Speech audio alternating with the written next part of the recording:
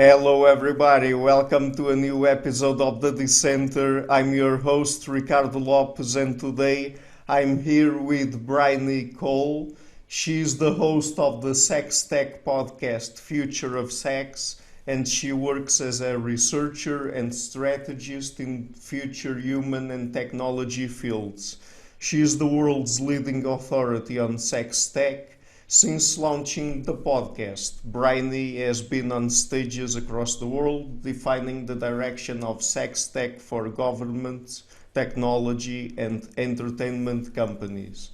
She has also been featured on shows like Viceland and Technopia and articles in Wired, TechCrunch, the New York Times, Playboy, Mashable, Motherboard, ABC, Financial Review, Brides, Glamour, and many other global media. So, Bryony, thank you a lot for taking the time to come on the show. It's a pleasure to everyone. Thanks, Ricardo. I'm really excited to be on the Dissenter today. Okay, great. So, I've decided to invite you because on my show, I've been exploring a lot topics coming from, for example, evolutionary psychology. And in the evolutionary psychology, people talk a lot about mating and sex.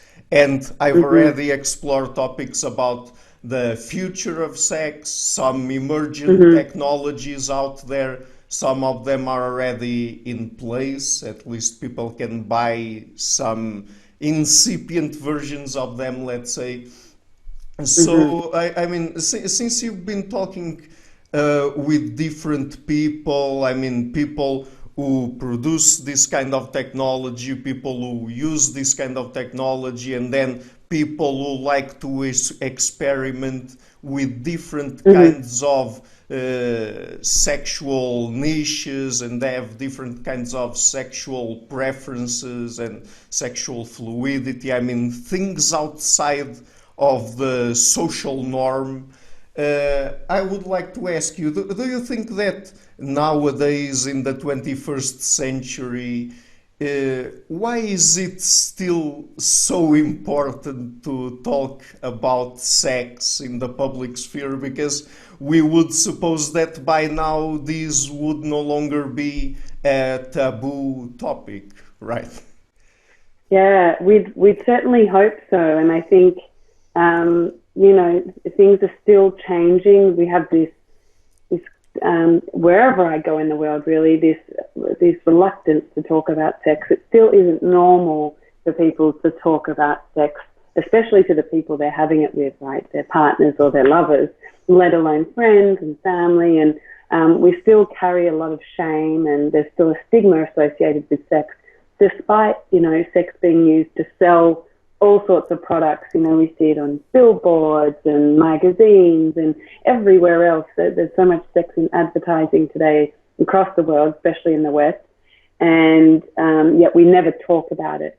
And why it's so important to talk about it is that we actually really get to understand, what our challenges are. It's proper education, really understanding people's identities, sexual identities, going back, so many years, centuries ago. It's still the way we move in the world. It's still how we relate to other people. And so it is really important that we keep talking about it and so I think we're having these cultural movements, whether it's the Me Too movement, especially was quite big in the States. I don't know if it was big in Portugal around, sexual harassment. There's all this, we talk about the sex recession, young people not having sex. Why is that? We also talk about sexual identities and, people are a lot more fluid. We look at the research today about young kids are a lot more fluid with their identities, with this spectrum from homosexuality to heterosexuality. And so I think we're still discovering, because it's been put in a corner and been such a taboo topic for so long, we're still discovering actually what it means to talk about sex and what our own identities mean to ourselves. It's such an important experience of our life. Mm-hmm.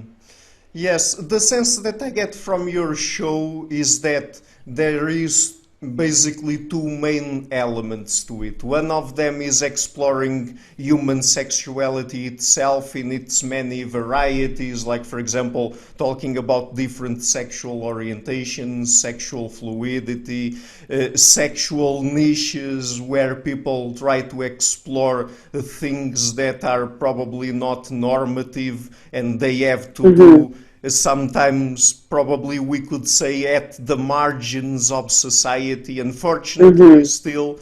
But on the other hand, since you're focused a lot on sex tech, sex technology, then you also explore what people think about the effects that certain kinds of technology might bring to people's lives and even society in general, to people's sexual lives, romantic lives. I mean, because it's interesting. I'm just going to add this point because every time a new piece of technology appears, historically, people tend to demonize it and to moralize it and to say that it will be the end of the world or that it will simply end some kind of social institution. It happened with the romance novel, it happened with comic books, it happened with the radio, with the bicycle, with the car. So, I mean, it's interesting to think about all of these things together, but starting with the aspect about human sexuality in its many varieties. By doing your show, I mean, what kinds of things have you been discovering and what have you learned about human sexuality? Yeah, great question. I think the biggest thing I learned from the show, and I thought I would be talking the whole time about robots and futuristic sci-fi scenarios, and certainly we talk about that, but I think you got to the core, the truth of what I really talk about when I talk about the future of sex or sex tech is actually about human behaviors and understanding, what really is true for all of us. Majority of us on planet Earth arrived, unless we went through IVF, our parents went through IVF or something, we arrived from someone having sex. So it is such a core part of us. And what I learned through doing the podcast and interviewing technologists and scientists and educators and people that, seem to the most bedrooms of all, is really that although we think about technology as this fascinating thing, or, for a lot of people, the same thing, that fear of replacing us or it being the end of the world scenarios, robots are going to replace everyone and we're all going to have robot girlfriends and boyfriends. The thing I learned the most about human sexuality was from the listeners and the people that listened and the questions they asked me. And there was one question that people kept asking that I thought in different ways. And I thought, this is so interesting. I'm not a sex therapist, I'm a podcaster, I'm a researcher, but I don't have this answer. But people were so concerned with whether or not they were normal. So it had nothing to do with technology or anything. People just wanted to know, I have this experience, am I normal? I have these fantasies, am I normal? I do this thing, am I normal? And in, various different words. But we're all so concerned with just being normal, right? Like there's an idea of normal. And we interview this Dr. Tammy Nelson in the podcast who says, normal, what's normal? There's no normal. Normal is a setting on a washing machine. It's not a setting for human sexuality. And so as I did more and more of the interviews, I realized, wow, there's so many things I didn't know, right? There's this whole world out there and people have so many different proclivities. And I think the real hope for the future of sex, when we talk about the future, is just having a society that's a little less judgmental and being more open and people understanding it's okay. And yeah, whatever you're doing is normal. So it was a very human sort of insight at the end. And of course, I learned all about these technologies. And I think the only other sort of key surprise for me was how much technology has already changed the way we date and we fall in love. We know this with dating apps, but how we're using technology that's not even intended for sex or for dating, and we're subverting it and using it for all sorts of different things. So a recent example for me is talking to young teenagers about their use of technology and their sexual experiences and how does these two come together, and young kids talking about losing their FaceTime virginity. I said, well, what is this? And they said, oh, this is, kind of like when you first, have a first kiss with someone, except it's through technology. And essentially, losing their FaceTime virginity. So having sex with someone over FaceTime or sexting. And so these sorts of technologies have crept in, and, we use them in our day-to-day lives or our work lives, but we're humans, right? We use it for other things. We use it for sex. We use it for unintended consequences of all these technologies. And that's surprising to me, as it's not, sex tech is, technology designed for enhancing intimacy and sex, but what technologies are we using that weren't even designed for that? Yeah. And still talking about society, isn't it unfortunate that there are many sexual behaviors where people are not harming others at all? I mean, it's just something outside of the norm that they really sometimes have to build their own niche societies, let's say, build their own niche groups and create their own places, and even sometimes companies, as you talk about in the show, where they can explore freely their sexual proclivities, because society in general just wants to, I don't know, moralize or condemn in some way. I mean, this is a ridiculous example, but maybe there are even people that think that if we are to consider certain types of sexual behavior normal, then they will spread across society, and then their own sexual orientation or preferences will be undermined, because in a way they will no longer be able to find some partner to fulfill them with. Like, for example, when conservative people say that if suddenly gay people become normal, or we accept them as normal, then I mean everyone will want to be gay, and the traditional family will end, and heterosexuals will have a hard time. I mean, there are all of those sorts of ridiculous ideas out there, but it's unfortunate, I don't know if you agree, but I hope so, that at the same time people who have sexual preferences that they perform with people that consent to them have to look out, have to try to find places that are almost outside of society. I've even called them marginal because of that.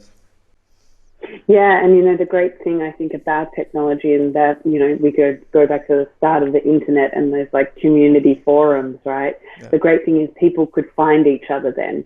Whereas if you talk to people that grew up pre-internet and were having these feelings, whether it was homosexual feelings, maybe, as I've learned doing sex therapy course, maybe you were attracted to balloons, which is also a thing, to be attracted to balloons.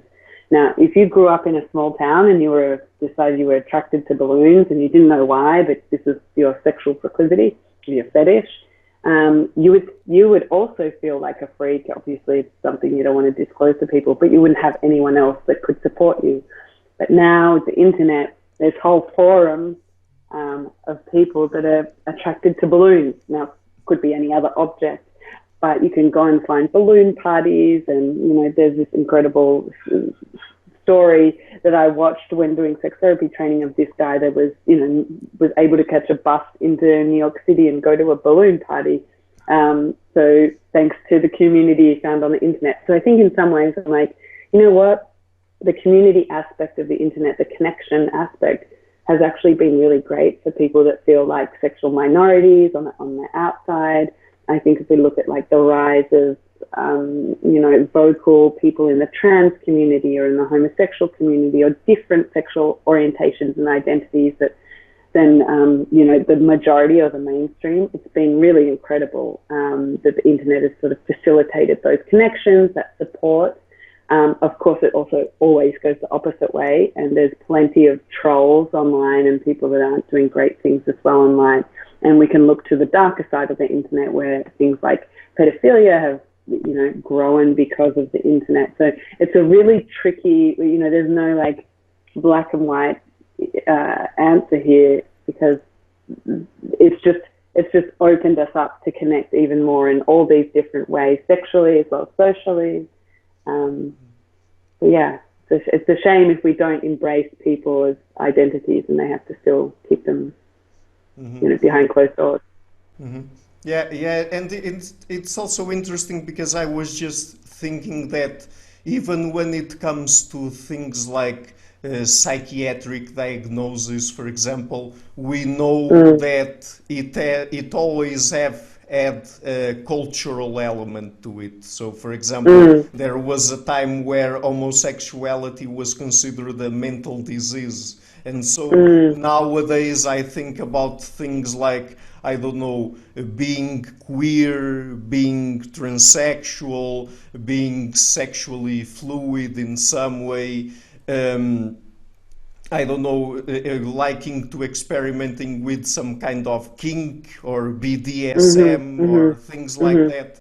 And it seems pretty easy to me for society just to condemn those types of behaviors and say that those are deviant sexual behaviors, and then down the line they could be turned into mental disorders or could be studied as such. When again, I would like to stress and ask you if you really agree that what matters here at the end of the day is if people are getting pleasure from what they're doing and with consensual partners. I mean, is there really something more that matters there apart from that? I think you've said it perfectly. I think as long as you're not hurting anyone else, why couldn't you, have consensual sex or sex with yourself, or it might be, something else. But yeah, the whole goal is pleasure, but pleasure and different orientations, it's very threatening to society.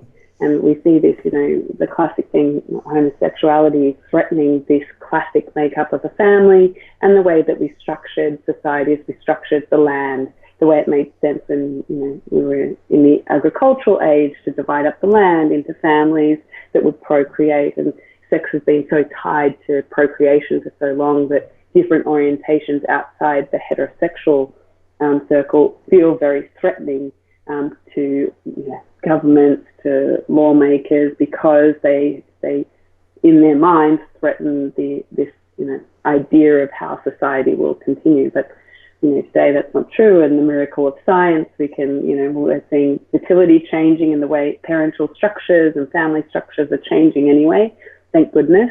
But of course, this is very localized, right, in every different country. In Australia, we only legalized gay marriage 18 months ago, so recently. Kind of shocking to me that I grew up in a society where gay marriage wasn't legal, because I spend so much of my time in this world talking to people that it is. And if I think about a recent experience, I went to Thailand, and not so much to do with orientation, but sex tech, is that they've banned the sale of sex toys. And so there's, made it very shameful for people to even experiment or understand their bodies or try something by making sex toy possession illegal. There are also still some states in the US that are the same. So, there's, in many ways, we try and encroach on people's own desires, fantasies, proclivities, their orientation, by imposing these ideas and these social structures upon them that really are for what? Probably for power and control, other than anything else. Certainly not for our pleasure. Yeah. So certainly you can't speak about all countries, but do you think that in general in the West, when it comes to sex education at school or elsewhere, that kids are really being well served? And I'm asking you this also because I then want to connect it with other thing, that is, if kids are not getting their proper sex education at school or whatever, then I guess we already know where they are getting it, right? Right. But we can talk about it later.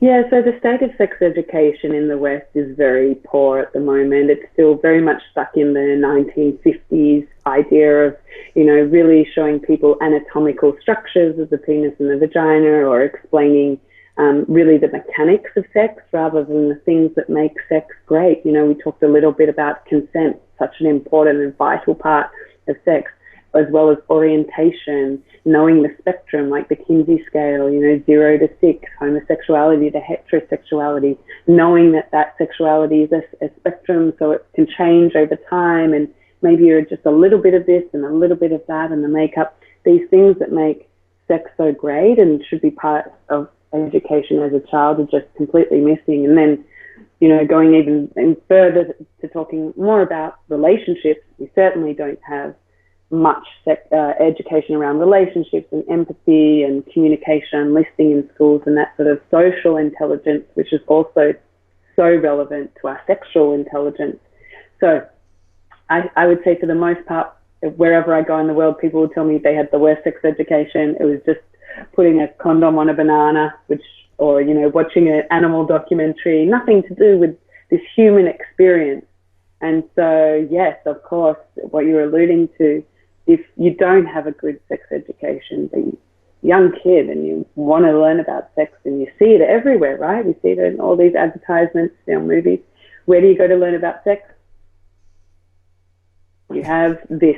You have a smartphone, which is essentially, usually a porn in your pocket, and it's much quicker to access today than ever before. And to access a number of porn sites, and just like basically 30% of the internet, right, is pornography. And there is no way to get around that. Parents will come to me and say, "Oh, we put locks on the kids' phones." Well, kids are really smart, and if you've got just a lock on your phone, maybe you'll go to your friend's phone, or maybe you'll go around to someone's house, and it's usually either a sibling or a friend that shows you your first pornography. And the research says the average age is 8 or 9 years old, and so then for the majority of kids these days, porn is the default sex education in the absence of anything that's happening at school. Mm-hmm. Yeah.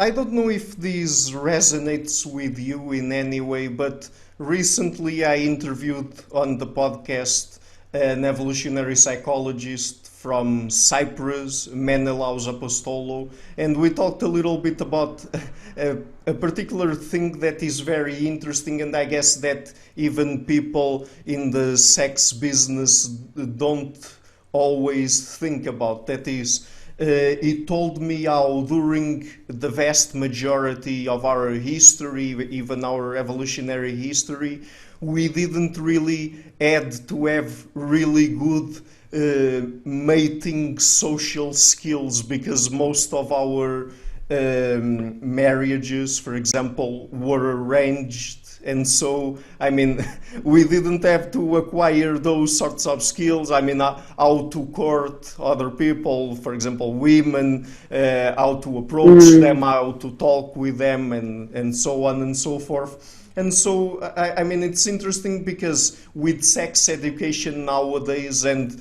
you talked about some examples like teaching children and adolescents and so on, how to establish relationships, how to talk with one another, how to deal with problems and so on.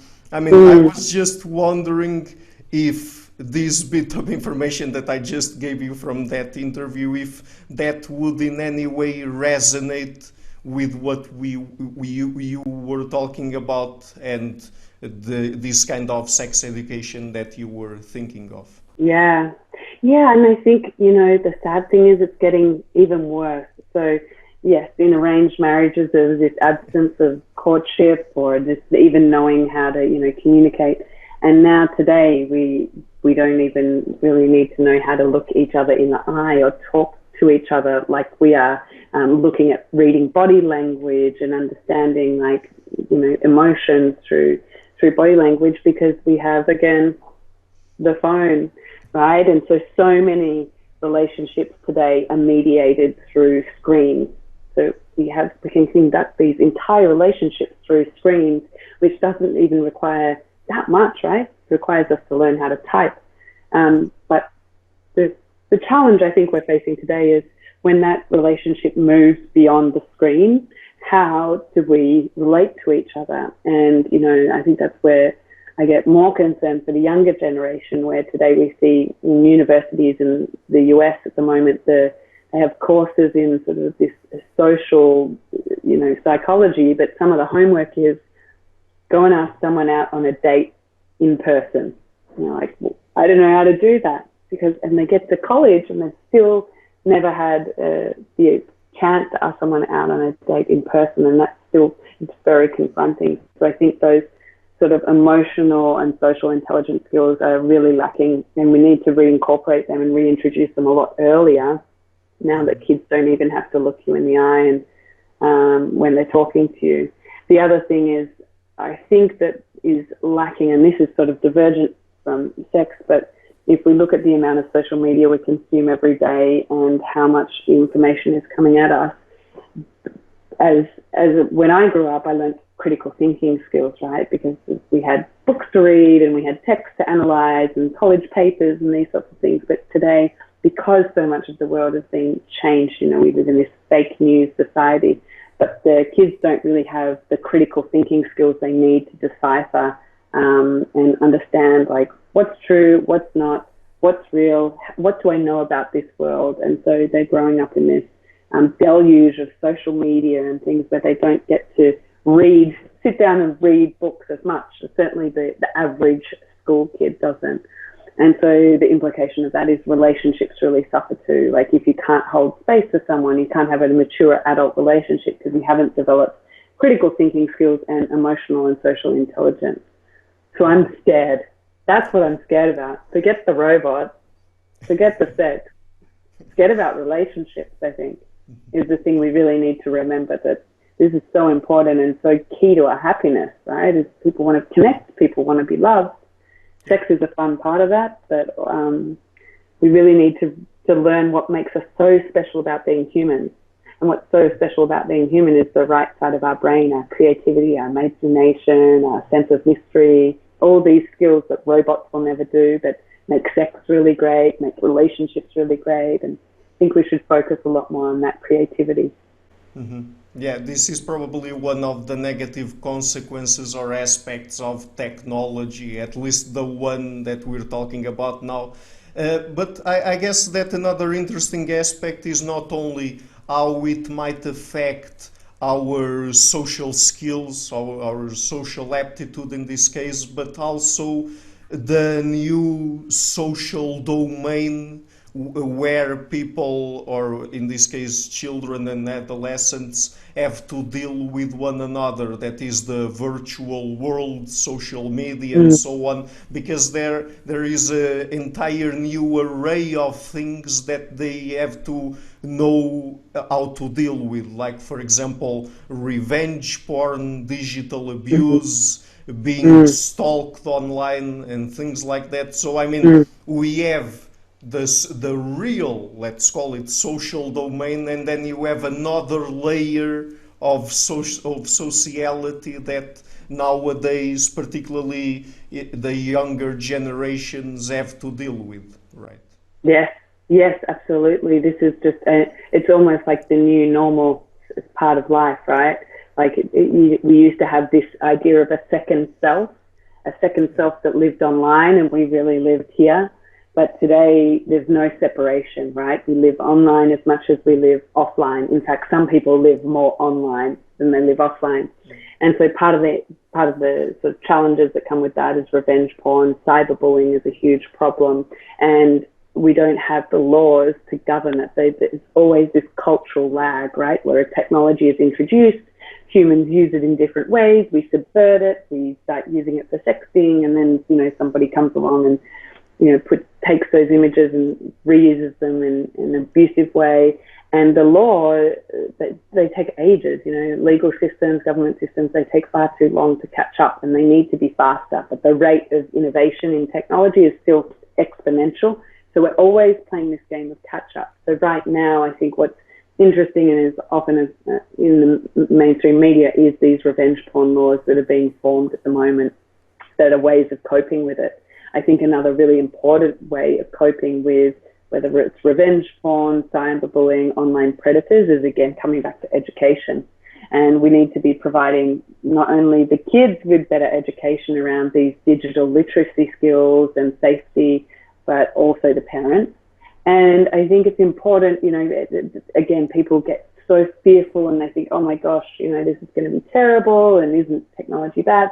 But we need to be obviously teaching about safety and privacy and understanding the implications of all this, so sharing images or, sexting with someone.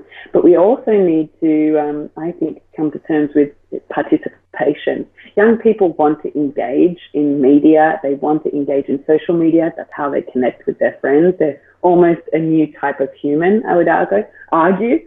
And so I think in part of this education is really taking a really proactive approach and a really sort of empowering, engaging approach in understanding, listen, people are going to do this. People already do this. People already sext or are bullied online.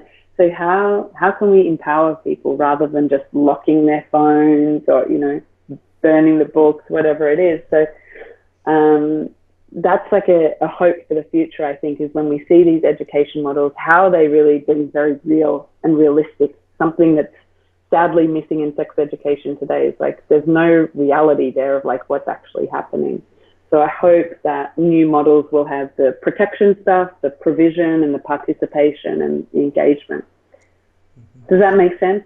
Yes, I think it does. And I mean, is it then that the approach that you have to new emergent sex technology is not really that it by itself is good or bad? I mean, it is kind of neutral, but then what really matters is how people use it, how people deal with it, how people learn to interact with one another through it. I mean, those are the types of things that really matter here. Also because it's not that we're really going to avoid or prevent this technology from being developed and bought and used in all sorts of ways. I mean, that simply is not going to happen, right?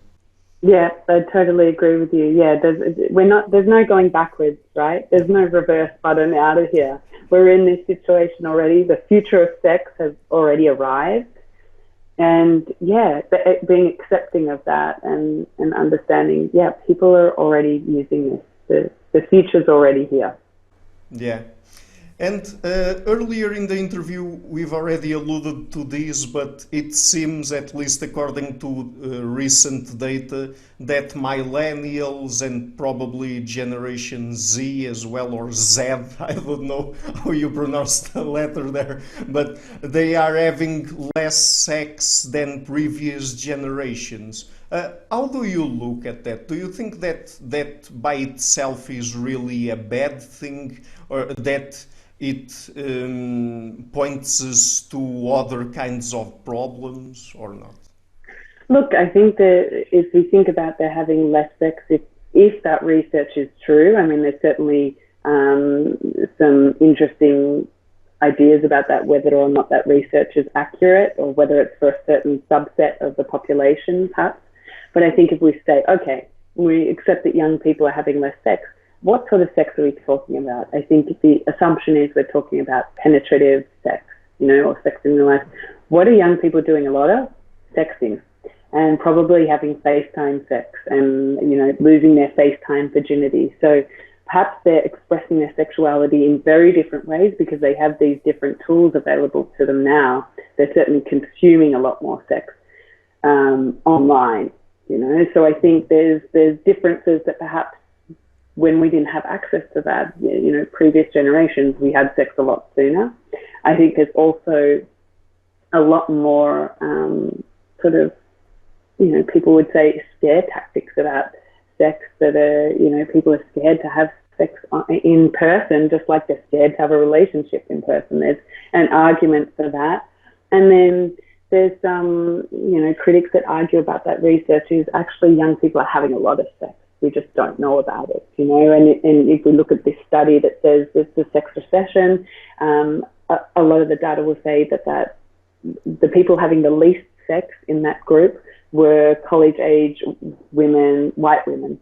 The people having the most sex and were having plenty of sex were non-college educated people, men of colour.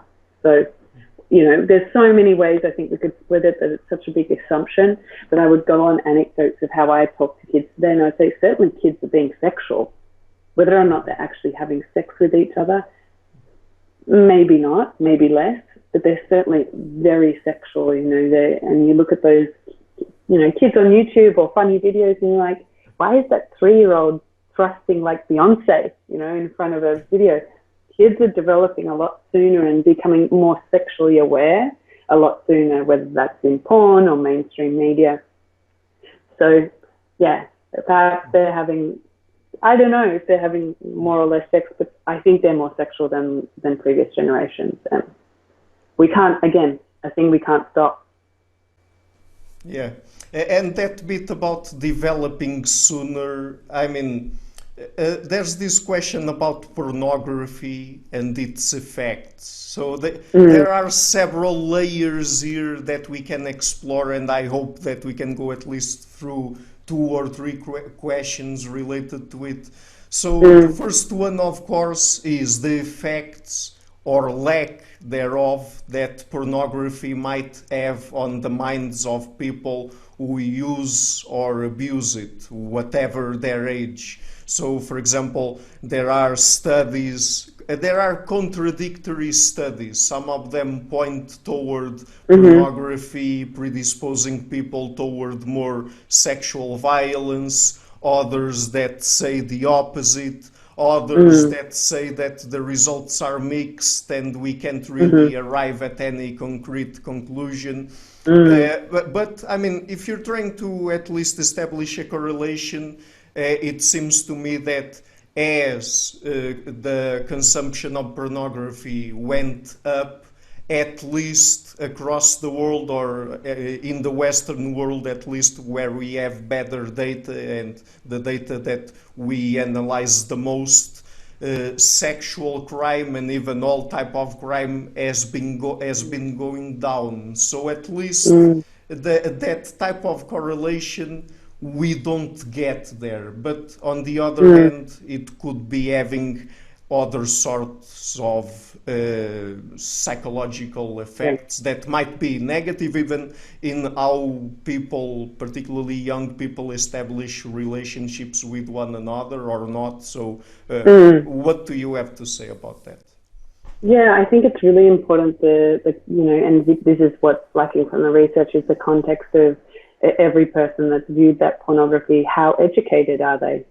So do they know that porn is not real life sex? And I think this is sort of the crux of the problem for when it manifests into crimes or violence or bad relationships is, do we know that the porn we see is actually it's like, fast food, it's like McDonald's, it's like not the food you would have every day, right?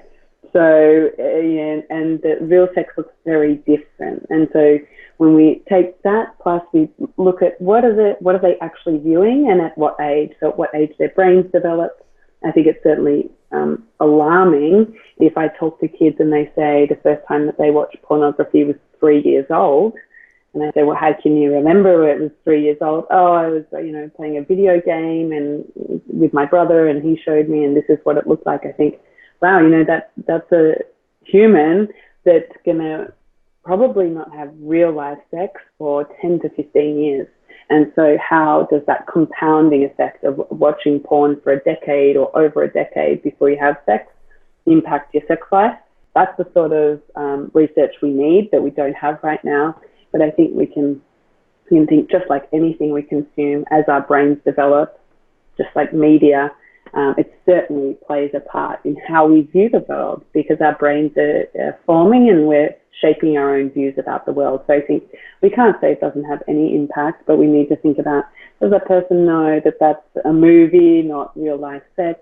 How old are they? How formed are their brains? And how informed are they about sex? And they're sort of the things that I think should be the focus of the research and looking at what can we do. And then, you know, the interesting thing is when we talk about porn, what are we really talking about? Because there is so many different categories of porn. There's so many different sort of qualities of porn today. There's obviously free sites, but there's also what we would call ethical pornographers, where everyone has consent. And, you know, I've interviewed some of the ethical pornographers on Future of Sex, and they talk about the production being, you know, all female crews, everyone being consensual, being paid well, and that being an ethical experience and very cinematic. And then there's other companies like Make Love Not Porn, which is seen as a counterpoint to pornography, which is real world people having real world sex, and that's, you know, a lot of real bodies, and people submit their own videos, and they have to be consensual as well as creative, and, you know, ideally they're showing safe sex. So yes, of course, whatever we consume, whether it's books or media, videos, impacts the way that we see the world. And certainly I believe it impacts the way we see the world as young people, and consistently seeing that over time. So I don't know where I was going with that, other than agreeing with you, I think. Yeah, I was just thinking, I remember that you also talked with one feminist porn producer, right? I guess that her name is Erica Lust, right? Mm-hmm. Yeah. Mm-hmm. Yeah, so there's also that type of thing nowadays. I don't know how successful it is, because it is targeted mostly at women, right? Yeah, so I think you wouldn't, this is the I guess the issue here is that would be great to show that sort of video in school, I think, for teenagers. Maybe a radical idea, but would kind of give a different alternative view of what's available to people. It's still erotic content. But yeah, she's a feminist pornographer or ethical pornographer. And some of her projects are really interesting. She invites people, everyday people, to submit their ideas, submit their fantasies, and then she goes and makes the films. So it has this very sort of, you know, real world touch to it, but they're very cinematic, and I think is a great tool for sex education. In fact, I would argue that perhaps we should be showing porn as part of sex education to have a constructive conversation with kids about it. Otherwise, they're watching it behind closed doors with their friends, by themselves, and not really having this grounding in, well, what is pornography? What does it mean? And using it perhaps as a tool to understand your own sexuality. I mean, certainly it can be used in a positive sense to look at other people's bodies, to look at what other orientations might be, to look at like these sorts of arguments about porn. We can also say there's many positives to having that content available to people, so long as, you know, they have the education or the intention of using it in a way that's going to positively enhance their own life. Yeah. And I guess that another question that I had for you about pornography has to do not with the consumers, but with the people that perform it, and I mean, and perhaps some of the effects that it might have on their health, mental health. I don't know, because I mean, there are. This is a very, very complicated subject, because, for example, I remember that back in late 2017, if I'm not mistaken, there was a very famous a porn actress, August Ames, who died because she hanged herself. She suffered from depression, and then there was a company that proposed her making a scene with a guy that was usually from the gay industry, and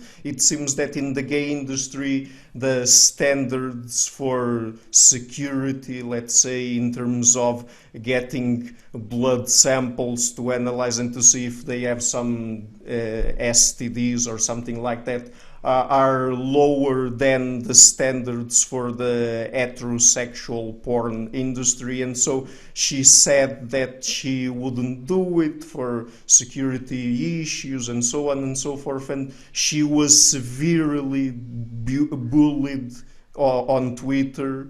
And then, because she already suffered previously from depression, she basically took her own life. So, and I mean, this is just one example.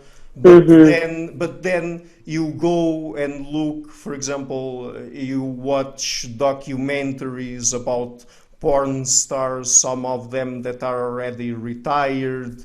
And for example, I've already had some conversations, even though not for the show, with some prostitutes, for example, also in Germany, because in Germany people are much more open about this sort of thing, and prostitution is legal and so on. And I mean, people are not embarrassed to talk about those kinds of things. And I mean, there are all sorts of people. There are people that deal well with it. There are people that, for example, seem to me that they are very socio-sexual. That is, that they like to have sex with people they don't feel intimately attached to, or they don't have sort of an emotional connection. They just love to have sex as much as they can. Even women, we tend to associate that with men, but even some women, and then they are very extroverted and they are very emotionally stable, let's say. And so, I mean, I'm trying to connect this more positive side of things with sex positive feminism, because there are feminists that are not against pornography, nor prostitution, nor any of those types of paid sexual activities, for in that case for women. But on the other hand, we also know that there are people that don't deal well with it, and then there are issues related sometimes to trafficking and things like that, so human trafficking. So I mean, do you have any sort of idea about that kind of thing?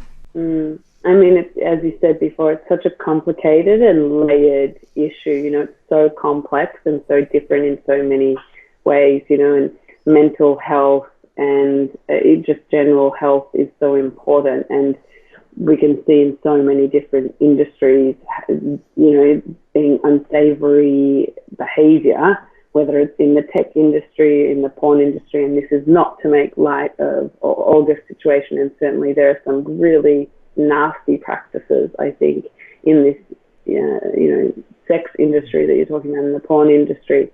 I don't have the full, you know, body of knowledge around that to be able to talk, and I wouldn't feel right to be talking on behalf of that community, but certainly to say, like, yeah, this is a huge problem out in the world that, you know, and you know, and there are certainly sex workers that feel really empowered by doing the work that they do, that want acknowledgement that this is work, they do work, and not coming from a place of desperation in terms of making money, they're coming from a place of empowerment.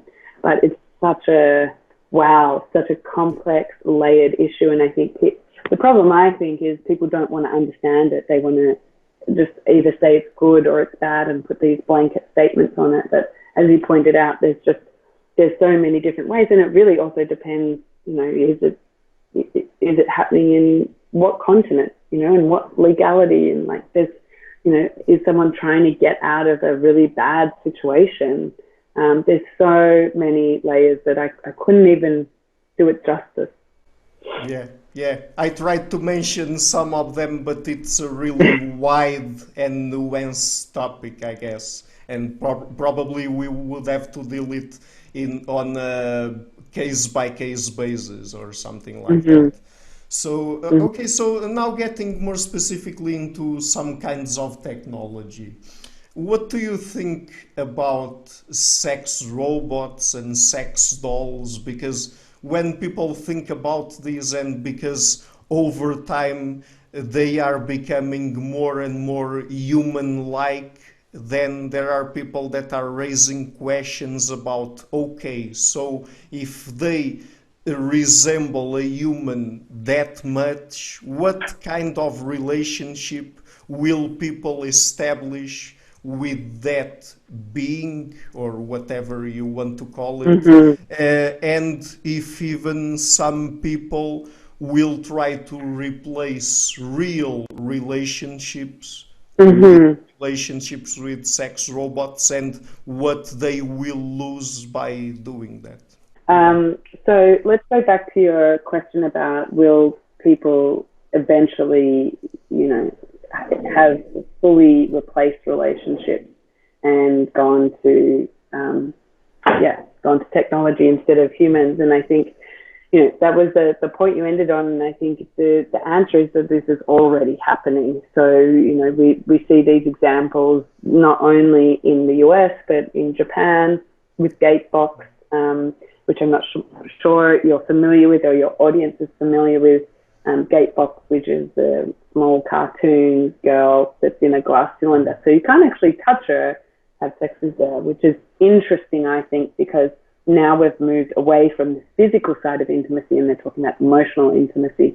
Gatebox is this cartoon girl that texts you, that can talk to you, that controls the lights and the temperature in your home, but she also sends you emotional text messages, and has been so popular, she's sold out. Every time she's released in Japan, she's sold out within a week, and they now have 3,700 marriage certificates to Gatebox. So yes, people are, entirely replacing, the concept of a wife by marrying technology. Now, what does that mean? And is that only these, conditions in this country where cultural conditions and, the society has made it easier or more acceptable to marry technology? That's still very new, but I think we can point to some examples. So in Japan, we have that. In the US, it's more so seen as sort of a fetish, although we have people that have entirely said, I'm a robosexual, I'm attracted to robots, that's my sexuality, just like the person that was attracted to balloons before, or maybe someone that's attracted to, lamps. They've decided, no, I'm attracted to technology. And there's a great case in Paris, actually, of a woman that had 3D printed her own robot boyfriend and had then proposed to him. So there are people that really do feel that emotional, intimate connection with a robot. And I think that's distinct from the dolls. So often when we're talking about sex robots, we're just really talking about the dolls, right? There's not that much technology in them. They're these sex dolls, and they are just used for the physical act rather than the connection. And what we're seeing now is very clunky technology. I don't know if you've seen any of this or if you look it up. It's still it's not quite there yet, where you would think, oh, like this robot can definitely make me a sandwich and, ask me about, the most exciting memory I have 5 years old or something. So that intimacy, that connection is not quite there. But I don't think it will be far off. And I think that's what's interesting, is that intimacy and that intimate connection with that artificial intelligence is trying so hard to replicate right now. That may come first before the actual mechanics of these robots do, where they can move their limbs and, they can, move around. Right now, they kind of just sit there, right? And they're very heavy. So it's not very popular for women to use. So I think what will be more interesting is the technology that's being developed, whether that's in chatbots or in these, holograms, where we're seeing marriages, that people are opting to engage with that more. And then I think, well, and everyone's like, I wouldn't do that. Oh, that's not me. That would never be me. And we think, well, what's your own relationship to your smartphone? Do you go anywhere without it?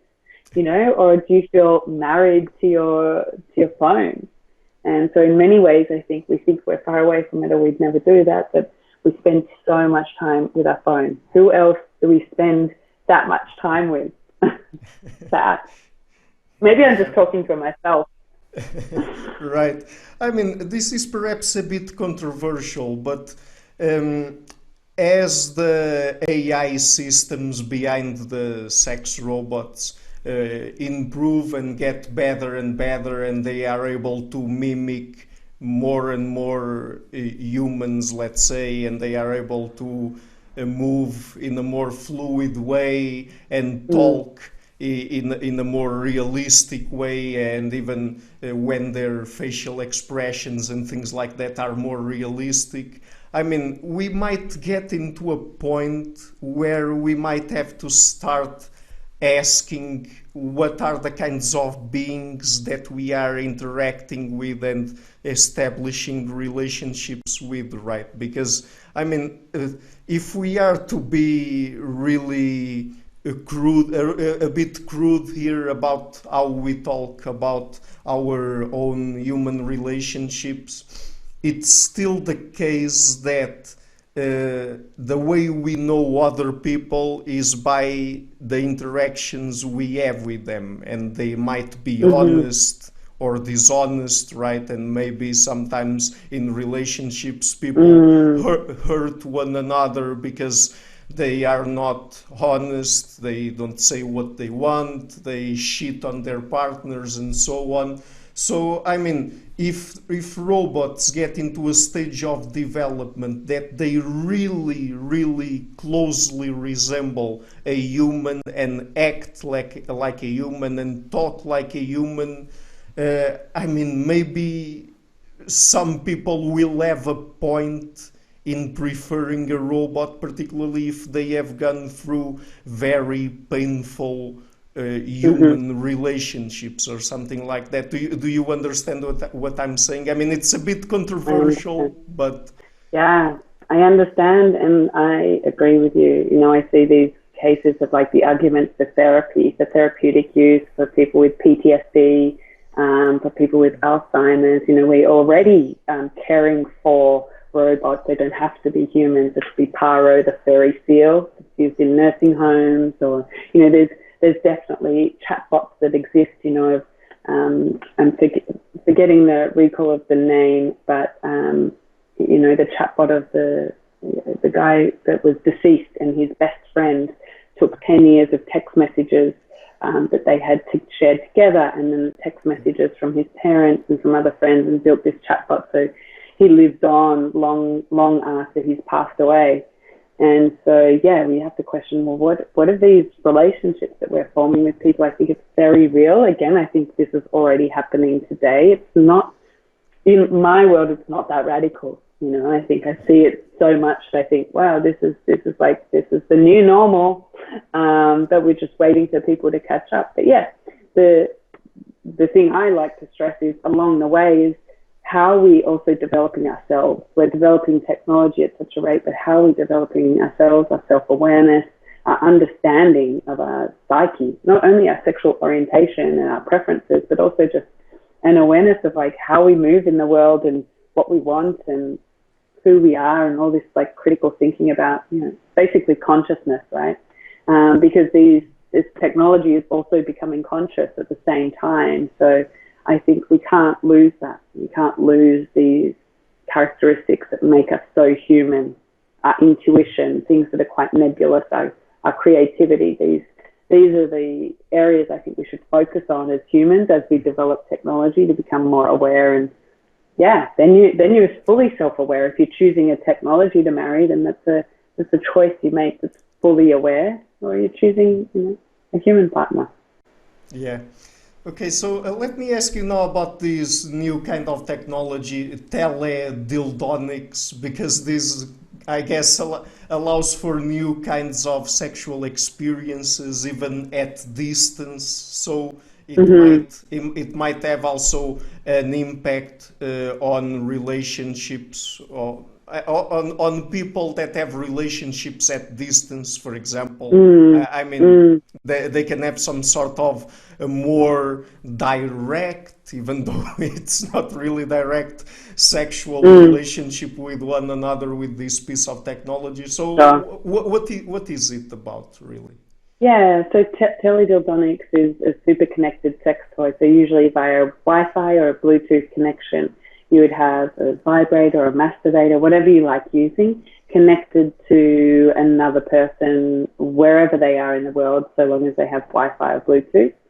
Quite often now we're seeing these are paired with not only apps, but virtual reality headsets, or in some cases, if you're not pairing to another person, you can be connected to content, like pornography, or if you're pairing to another person that's not necessarily a lover that you're in relationship with, but maybe it's a cam girl or a cam guy.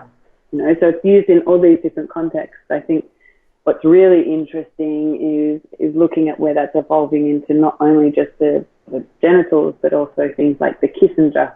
So that's used to transmit kisses long distances over Wi-Fi, and it's an attachment that goes on your phone and looks like a pair of like lips that are fitted with sensors. And you kiss it, and the other person on the other end is kissing their phone, and it's meant to transmit that sense of touch.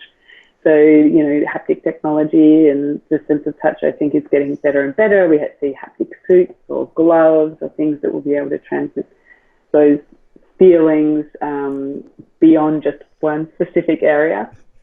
But I mean, is it already customizable? I mean, can you create a sort of a replica of your lover's lips to put on your phone or something like that? So they claim, I think it's more of like a moldable, you know, set, and it's the sensors transmit how they kiss. But it certainly, it looks kind of complicated. And what I found interesting about the marketing in that sort of those haptic devices, the Kissinger in particular, was, yes, 1/3 of their market is long distance relationships. The other third is celebrities. So you can imagine what would it be like to kiss a celebrity, use the Kissinger. And then the other part was for families. So for family, you know, Christmas time, you can't be with your grandparents, you know, transmitting that sense of touch and sense of being there through these sex tech devices is very interesting for our future. Yeah, that's really amazing. So let me just ask you one last question. I mean, we've been talking about new pieces of technology, about how we deal with sex nowadays, sex education, I mean, lots of things. But what about new relationship styles like polyamory? I mean, because it's getting more and more. I'm not sure. I'm not sure if it's becoming some sort of a trend or not. But at least it's getting more and more attention in the media, for example. So I mean, have you already talked with anyone that has a polyamorous relationship and how they deal with it? And do you think that in the future this could become a trend, taking into account the fact that we as humans have these things like jealousy and others that are a bit complicated to deal with, right? Yeah, well, it certainly does feel like it's becoming more mainstream. We're hearing it more and more, terms like polyamory and these alternative relationship structures. Whether or not that, you know, true or more people are trying it, we don't know yet, but it certainly feels that way because the media report on it so often. And, you know, we have the technology response where we have apps for these specific sort of orientations or relationship styles. So we have things like what used to be called Thrinder is now called Feeld, F-E-E-L-D. And that's, you know, couples that go on there and they want to find another partner. They want to be in a triad, you know, and have a significant other, or maybe they just want to try it. So I think that's a good signal to say, yes, these relationship styles are becoming more and more popular. People are learning more about it. And again, I think it goes back to education. You know, the same thing could be said for something like BDSM, and we have mainstream movies in Hollywood like 50 Shades of Grey that are introducing people to these lifestyles. So I think people are becoming more and more aware of them, and part of that is learning about how to deal with these human behaviors like compersion, you know, not feeling jealous, feeling joy for that person, that significant other that's with someone else, and these new styles. So I think it's totally possible if you're that way inclined, and there's certainly research to say, maybe, or arguments to say maybe you are meant to be polyamorous, you as a person and an individual, but this person isn't. And really, I think this is the wonderful thing about learning about our sexuality, is it changes over time. It's never fixed. Just like it's never one setting, it's never normal. It's never fixed, and you may want to be monogamous for 5 years and then try out polyamory for the next 30 years. And it's really up to you, the way you create your own lifestyle. And the internet has made it so much more accessible to find the people and also learn more about how you deal with these, new relationship structures. If we look at the statistics around divorce and like traditional structures that we thought we were going to stay forever, certainly that's not happening. More and more people are getting divorced. It's a 50% divorce rate in most parts of the West. And we're seeing people staying single for longer as well. There's now more single women in the US than there are married women. And so people are staying single for longer. They're not getting married as young. They're not having children as young. So society is changing, and it feels like it's changing a lot faster now because technology is sort of taking us there, right? Technology is taking us on the journey. Of course, it's up to us how we decide to carry on. But I think it's opening people up to these alternative ideas and access to the education. Maybe governments and lawmakers and the rest of society will slowly follow along. Yeah.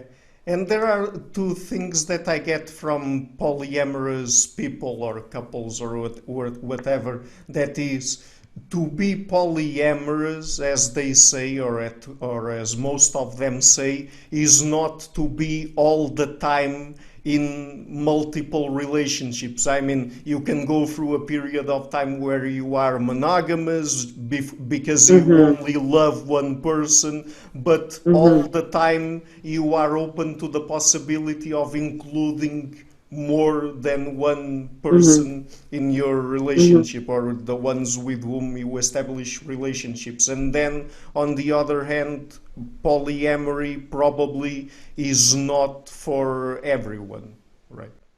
Yeah, I think that's absolutely right. And it really depends on how you feel. I don't think anyone should ever be pushed into any lifestyle that they don't want or act that they don't want. But the great thing is, if you're curious, there's so many resources and people out there on the internet that you can find more about it. Yeah. Okay, so Bryony, we've already covered a lot of topics here. It was a very interesting conversation. Before we go, would you like to plug in some publicity to your podcast and to other platforms where people can find you on the internet? Great, yeah. Well, Future of Sex is my home, so futureofsex.org is the website. And then if you want to listen to the podcast, anywhere you listen to the podcast, your podcast, Spotify, SoundCloud, iTunes, whatever, just look up Future of Sex and you'll find me. Okay, great. That's so it. I will be leaving links to it and to other platforms on the description box of the interview, both for the listeners and the viewers. And Bryony, thank you a lot again for taking the time to come on the show, and I really love the conversation, and I hope to have you another time somewhere in the future on the show. So I look forward to it. Thanks so much, Ricardo. Thanks for taking the time with me. Hello everybody, thank you for watching this interview until the end. As you might have noticed, I've been putting out regular interviews with leading intellectuals from around the world. And so, to keep the channel sustainable, I would really like to ask you to please visit my Patreon page and to consider making a pledge there. Otherwise, and if you like what I'm doing, please share it, leave a like and hit the subscription button. You can also support me via PayPal.